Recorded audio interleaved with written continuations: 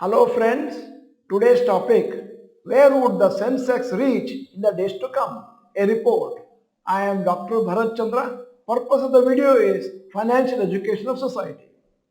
In December 2024, global company Morgan Stanley has projected a target for Sensex for December 2025. Base case 93,000, 19% upside as per December 2024 level. Bullish case 1,05,000, 35% upside as per December 2024 level. And bearish case 70,000, 10% downside as per December 2024 level. However, since January 2025, when new US President Donald Trump has taken charge, global markets have been extremely volatile due to the US policy on tariffs, the prospects of China's retaliation, the accompanying uncertainty. This has led Morgan Stanley to reduce their growth forecast for 2025. Now, Morgan Stanley has lowered its year-end target for December 2025. Base, old target 93,000, new target 82,000, upside, downside from the current level 7% up, probability of happening 50%. Bull case, old target 1,05,000, new target 91,000, upside, downside plus 18%, probability of happening 30%.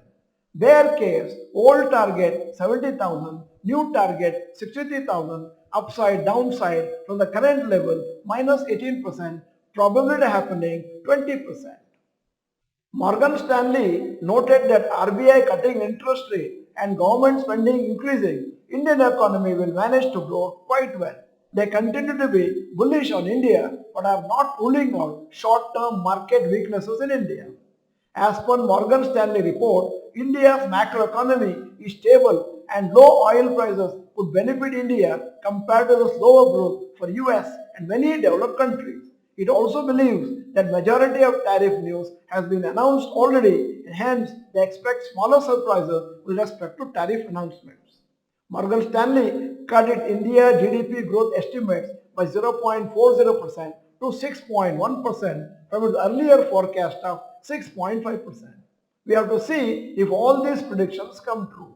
These are just estimates and may or may not be always accurate, especially when there is a lot of uncertainty with respect to global news regarding tariffs and economic slowdown.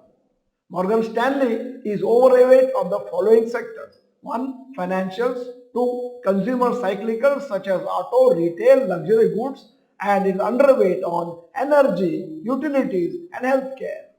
Here is an announcement.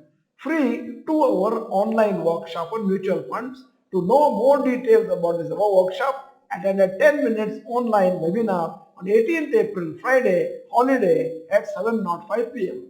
To register, send an email to successdigest@gmail.com. The subject, mutual fund webinar with your name and mobile number. Seats for first 80 people only.